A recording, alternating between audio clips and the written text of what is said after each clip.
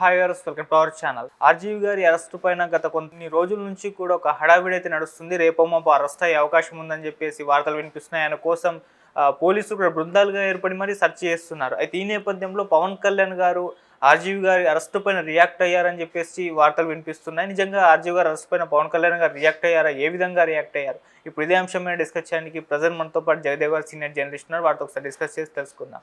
నమస్కారం సార్. నమస్తే సార్, పవన్ కళ్యాణ్ గారిని అంటే ఆర్జీవి గారు తొందరలో అరెస్ట్ అవబోతున్నారు కదా, మీ స్పందన ఏంటని రిపోర్టర్ అడిగినట్టుగా అందుకు పవన్ కళ్యాణ్ గారు స్పందించినట్టుగా వార్తలు వినిపిస్తున్నాయి సార్. మరి ఆర్జీవి గారు అరెస్ట్ పైన పవన్ కళ్యాణ్ గారు ఏ విధంగా స్పందించారు, మీరు ఏం చెప్తారు? ఆర్జీవి గారు అరెస్టుపై పవన్ కళ్యాణ్ గారు స్పందించలేదండి.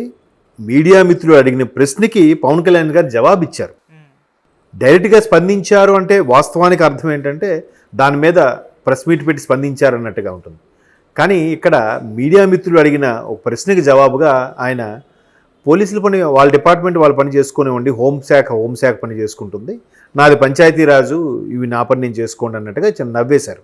అంటే ఏదైతే గతంలో విచ్చలవిడిగా నోటుకొచ్చినట్టుగా కామెంట్స్ చేయడం, మనల్ని ఎవరు ఆపుతాడు, మనల్ని మొత్తం జగన్మోహన్ రెడ్డి గారే ముఖ్యమంత్రి 30 ఏళ్ళుగా ఉంటారు, ఈలో మనకు తిరిగి ఉండదు అనుకునే వాళ్ళందరూ కూడా ఈరోజు సఫర్ అవుతున్నారు. అలా సఫర్ అయిన వాళ్ళలో సినీ ప్రముఖులు ఉన్నారు. సినీ ప్రముఖుల్లో డైరెక్టర్ ఆర్జీవి గారు ఉన్నారు. తర్వాత పోసాని కృష్ణమూర్తి గారు కూడా ఉన్నారు. సో పోసాని కృష్ణమూర్తి గారి అంశం మనం గత వారంలో చూసాం. అయితే ఇప్పుడు ఆర్జీవి విషయంకి వచ్చేసరికి ఆయన జనరల్గా ఏదో ఒక విషయంలో లాజికల్గా మాట్లాడి తప్పించుకుంటారు. కానీ ఇట్లా కనబడకుండా, లేదంటే అండర్గ్రౌండ్ వెళ్ళిపోయారా, విదేశాలకు వెళ్ళిపోయారా, వేరే రాష్ట్రానికి వెళ్ళిపోయారా, లేదా ఎక్కడైనా తలదాచుకున్నారా అనేవి రకరకాలుగా సోషల్ మీడియాలో వైరల్ అవుతున్నాయి. అట్లా అంత భయంగా వెళ్ళిపోయే మనిషి అయితే కాదు. ఎందుకంటే ఆయన ఇంతకన్నా మాఫియా వాళ్ళ మీద సినిమాలు తీసినప్పుడు కూడా భయపడకుండా సినిమాలు చిత్రీకరించిన సందర్భాలు ఉన్నాయి ముంబైలో గట్రా. సో ఇక్కడ కేవలం విచారణకు పిలిచే పోలీసుల నిమిత్తం వచ్చినప్పుడు వాళ్ళకి ఎందుకు భయపడి తలదాచుకుంటారు అనేది కూడా ఒక క్వశ్చను. దీని వెంటనే ఇంకో క్వశ్చన్ రైజ్ అయ్యేది ఏంటంటే, నిజంగా భయపడకపోతే ఆయన ఎందుకు ఎక్కడికి వెళ్ళారు? కొంతమంది కోయంబత్తూరా మధురై ఏదో అంటున్నారు, కొంతమంది గోవా అంటున్నారు, కొంతమంది బెంగళూరులో ఎక్కడో అవుట్కట్స్ అని అంటున్నారు. ఏవో రకరకాల వార్తలు ఇవన్నీ జరుగుతుంటే దాని గురించి ఇప్పుడు విచారణకు పిలిచి చర్చించుకొని, ఏంటి మీరు ఎందుకు అలా బిహేవ్ చేయాల్సి వచ్చింది, మీరు కావాలనే చేశారా, మీకేమైనా నగదు ముట్ట చెప్పారా, మీ బ్యాంక్ ఖాతాలు చెప్పండి, మీ అకౌంట్లకి ఎక్కడి నుంచి ఏ అమౌంట్ వచ్చింది, ఇవన్నీ ఎంక్వైరీ చేస్తారు కదా.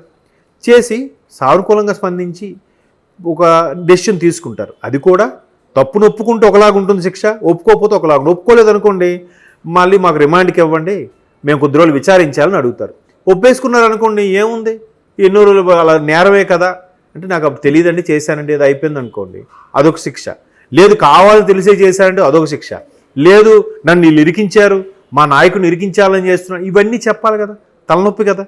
ఎందుకులే అని చెప్పి ఆయనే అబ్స్కాండ్ అయిపోయారేమో అని నా అభిప్రాయం. అంటే వీడియో చేశారు సార్ ఆయన, నేను సినిమా షూటింగ్లో ఉన్నాను, ప్రొడ్యూసర్ నష్టపోకుండా ఉండేందుకు నేను ఈ వీడియో చేస్తున్నాను, నేను భయపడలేదు, నేను పారిపోలేదు, నేను విచారణకు హాజరవుతాను, కాస్త టైం కావాలన్నట్టుగా ఆయన ఒక వీడియో తీసి రిలీజ్ చేస్తారు. అంటే ఇంకోటి ఎక్స్ప్రెస్ చేస్తారు ఆయన, నేను ఎప్పుడో సంవత్సరం కింద పెట్టిన పోస్టుకు ఇప్పుడు చాలామంది మనోభావాలు దెబ్బతిన్నాయంటే అది ఎవరో కూడా ఊరు పేరు తెలియని థర్డ్ పార్టీ వ్యక్తి మనోభావాలు దెబ్బతినడం అనేది చాలా ఆశ్చర్యంగా ఉంది, దీనికి ఏ చట్టాలు వర్తించమన్నట్టుగా ఆయన మాట్లాడారు. అందుకు సంబంధించిన వీడియో రిలీజ్ చేస్తారు. అవును చూశాను. దానికి సంబంధించి కాకినాడలోను, గుంటూరులోను, విజయవాడలోను కేసులు నమోదయ్యాయి. ఎప్పుడో 1 year కింద. అంటే ఆయన చాలా తెలివైనవాడండి. కొద్ది రోజులు జరిగాక సమస్య యొక్క తీవ్రత తగ్గిపోతుంది కదా. సరే కేసులు కూడా అలాగే వాయిదాలు అవుతాయి. ఈలోగా వాయిదాల్లో కొన్ని సంవత్సరాలు గడిచిపోతాయి. 10 ఏళ్ళు శిక్ష కాస్త 2 ఏళ్ళకో 6 నెలలకు కుదించబడుతుందని ఉద్దేశం అయి ఉండొచ్చు. లేదు ఈ నేనేం పారిపోలేదు సినిమా షూటింగ్లో అని అన్నప్పుడు, పోలీసులు ఆయన ఇంటికి వెళ్ళినప్పుడు, సార్ ఎక్కడికి వెళ్ళాలో తెలియదని ఎందుకు చెప్పాలి? సార్ ఎవరి కోసం వచ్చారు సార్ అంటే, మీ డైరెక్టర్ ఆర్జీవిగా, అవునా సార్ లేరు సార్, ఎక్కడికి వెళ్ళారండి తెలియదు సార్, ఇవాళ చెప్పి వెళ్తారుగా జనరల్గా. లేదంటే పలానా దగ్గర షూట్లు ఉన్నారు అక్కడ అంటారు కదా. ఆ లాయర్ గారు కూడా వచ్చి మాట్లాడారట, మళ్ళీ ఎందుకు చెప్పలేదు, పలానా దగ్గర షూటింగ్ అవుతుంది కాబట్టి అక్కడికి వెళ్ళి కలవండి అంటే అయిపోయింది కదా. సరే అది కూడా పని, పర్సనల్స్ మేము చెప్పం, అదొక లాజిక్ మాట్లాడతారు. నెంబర్ 2. నెంబర్ 3, పర్సనల్స్ చెప్పము అనుకున్నప్పుడు, తప్పే చేయలేదు భయపడినప్పుడు ముందస్తు బెయిల్కి ఎందుకు వెళ్ళాలి? ఎప్పుడో సంవత్సరం కిందట పెట్టిన వాడి మనోభావాలు దెబ్బతిన్నాయి. అది కూడా నేను అన్నిది పవన్ కళ్యాణ్ గారిని, లోకేష్ గారిని, చంద్రబాబు నాయుడు గారిని, మూడో వ్యక్తి ఎవడో కేసు ఫైల్ పుటప్ చేశాడు. ఆడ అభిమానో, భక్తుడో, లేదా అసిస్టెంటో, వాడు ఇంట్లో పనోడో, ఎవడో సమ్ XYZ, వాడు మనోభావాలు దెబ్బతిన్నాయి కానీ లాజిక్ మాట్లాడుతున్నారు ఈయన. బాగానే ఉంది. మరి అలాంటప్పుడు ఎక్కడ ఉన్నారు వీళ్ళు కలిసి మాట్లాడేస్తే అయిపోయిందిగా, ఎందుకు మీరు తప్పించుకు తిరుగుతున్నారని? మీకు అవి నిలబడవు, అవి సరిగ్గా వర్కౌట్ అవ్వని కూడా తెలుసు కదా. ఆయన ఎన్నో కేసులు, పెద్ద పెద్ద ఇష్యూస్ కూడా చూశాడు. ఆయన ఎక్కడైనా సమస్య వచ్చినప్పుడు వెంటనే ఆ సమస్య తాలూకా రిలేటెడ్గా ఏ మంత్రి, ఏ శాఖ పనిచేస్తుందో వాళ్ళతో కలిసి ఆ స్పాట్ని విజిట్ చేస్తాడంట, నాలెడ్జ్ కోసం. అది మంచి, చాలా మేధావి ఆయన, కొన్ని వేల పుస్తకాలు చదివిన వ్యక్తి కాబట్టి. సో మరి అలాంటప్పుడు అప్పుడుగా తలదా చేసుకొని తర్వాత ఈ డైలాగ్ స్టేట్మెంట్ ఇవ్వడం ఎందుకు, ముందస్తు బెయిల్కి వెళ్ళడం ఎందుకు? ఇప్పుడు సినిమా షూటింగ్లో ఉన్నాను, నేను రాలేను, దీని వస్తే ప్రొడ్యూసర్కి కొన్ని కోట్లో లక్షలో నష్టం వస్తుంది, దీనికి సంబంధించి నేను ఎక్స్ప్లెనేషన్ ఏమన్నా ఇస్తా, మీరు కాదు కూడదంటే నేను పలానా డేట్ చెప్తా, ఆ పలానా డేట్ వస్తానని ముందే చెప్పొచ్చు కదా. వాళ్ళు విచారణకు పిలిచారు, అరెస్ట్కి అయితే కాదు కదా. ముందు వచ్చి అన్నీ జరిగి మాట్లాడిన తర్వాత అక్కడ అరెస్ట్ చేస్తారు. ఏమైనా తేడాగా ఉంటే ముందే అరెస్ట్ చేస్తారా? ఇప్పుడు కవిత గారికి విచారణకు పిలిచారండి, అంటే ఎగ్జాంపుల్ చెప్తున్నా, మళ్ళీ ఆవిడని చెప్పారని కాకపోయినా, అంటే చాలామందికి కూడా 3-4 సార్లు విచారణకు పిలిచిన తర్వాత 5వ సారికో 6వ సారికో దానికి సంబంధించిన విట్నెస్ దొరికితే, ప్రూఫ్స్ అది మ్యాచ్ అయితే అప్పుడు కదా అరెస్ట్ చేస్తారు. ఊరికే వచ్చి అరెస్ట్ చేస్తారా? మరి ఆయనకి ఆ విషయం తెలియదా? పోనీ ఆయన ఏం అనలేదు, ఎప్పుడో మనోభావాలు దెబ్బతాడన్నారు. మరి ఆయన ఎక్స్లో చాలా పోస్టులు కూడా డిలీట్ చేసి పడ్డాయట కదా, నిజమేనా? అది కొన్ని డిలీట్ చేశారంట కదా, ఎందుకు డిలీట్ చేశారు?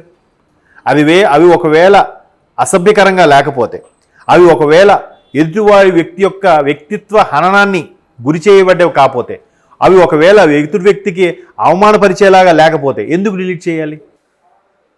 సార్ అది అసలు ఇష్యూ కాదు, నేను పెట్టలేదు, అంత దారుణంగా పెట్టలేదు, నాకేం భయం, నేను వెళ్తానని కూడా వెళ్ళొచ్చు కదా, ఎందుకు వెళ్ళలేదు?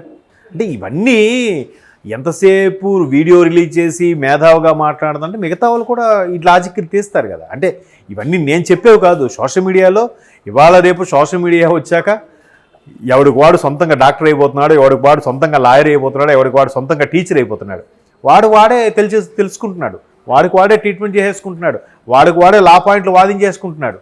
అన్నీ నేర్పుతుంది, అందరికి అన్నీ తెలియజేస్తుంది.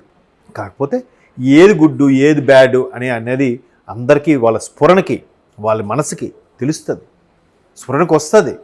కాకపోతే బయటికి మాత్రం ఆ ఈగోని చంపుకోలేక, అయ్యో ఒప్పుకున్నాడా సారీ చెప్పాల్సి వస్తుందని భయంతోనో అలా డ్రాగ్ చేస్తూ ఉంటారు. ఏవో రకరకాల కళ్ళబుల్లి కబుర్లు చెప్పడము, వేరే వెటకారమైన లాజిక్లు తీయడం గట్రా చేస్తూ ఉంటారు. సో ఇప్పుడో 1 year కిందట జరిగిన మటర్ని ఇప్పుడు 6 వేయరా? అంతే కదా, 1 year బ్యాక్ చేశాం కదా అంటే వాడు దొరకలేదు, ఇప్పుడు దొరికాడు, అంతే కదా. అటువంటికి సంబంధించి ఖచ్చితంగా ఉంటుంది, అది కూడా వాళ్ళకి తెలియదండి, వాళ్ళకి తెలుసు. వాళ్ళు ఇటువంటి పాయింట్లు లేకుండా బ్లైండ్గా వాళ్ళ పోలీసులు వచ్చేసి సార్ మిమ్మల్ని అరెస్ట్ చేసుకోవచ్చా అని ఏం అడగరుగా, అది కూడా ఒక వ్యాలిడ్ పాయింట్ ఉంటుంది కదా. కాకపోతే చూడాలి మరి అది, దానికి మళ్ళీ నెక్స్ట్ వెర్షన్కి ఇంకా వెళ్తుందో, ఆయన విచారణకు వస్తారో రాదో. ఎందుకంటే మళ్ళీ ఆ పిటిషన్ కూడా నెక్స్ట్ డేకో ఇప్పుడుకో వాయిదా పడిందంట, ఆ ముందస్తు బెయిల్కి సంబంధించి. సో అది కూడా రద్దు అయితే, ఒకవేళ కోర్టు రద్దు చేస్తే మళ్ళీ దొరుకుతారా దొరకరా, లేదు బెయిల్ మంజూరు చేస్తే అప్పుడు ఓపెన్గా బయటకు వస్తారో చూడాలి. అప్పుడు ఇన్ని లాజిక్ పాయింట్లు, ఇన్ని వ్యాలిడ్ పాయింట్లు మాట్లాడిన వర్మ గారిని పోలీసులు ఏ విధంగా ట్రీట్ చేస్తారు అనేది కూడా బయటకు వస్తుందిగా కొద్ది రోజుల్లో, అప్పుడు క్లారిటీ వస్తుంది. సో ఈ మొత్తం అంశం మీద పవన్ కళ్యాణ్ గారు స్పందించినప్పుడు, అంటే ఎందుకు ఆయన అలా స్పందించాల్సి వచ్చిందంటే, ఆల్రెడీ అనితమ్మ గారి విషయంలో అమ్మ మీరు అంత సాఫ్ట్గా ఉంటే కుదరదు, నేను కానీ హోమ్ తీసుకుంటే ఒక్కొక్కటి పని ఇలా ఉంటుంది అని జనరల్గా ఏమనంట కదా, నువ్వు కాబట్టి ఊరుకున్నారా, నేను వచ్చింటే చెప్పుంది ఒక్కొక్కడికి, నీ అంత సాఫ్ట్గా ఉంటే పనికిరాదురా అని చెప్తాం కదా. అలా చెప్పేదాన్ని కూడా వెంటనే వైసీపీ వాళ్ళు ఎలా వాడుకునే ప్రయత్నం చేశారు, వీళ్ళకి పడట్లేదు, అనితమ్మకి పవన్ కళ్యాణ్కి పడట్లేదు, పవన్ కళ్యాణ్కి ఇవ్వాల్సిన హోము అనితమ్మకి ఇచ్చారని కోపము, ఏవో రకరకాలుగా రాశారు.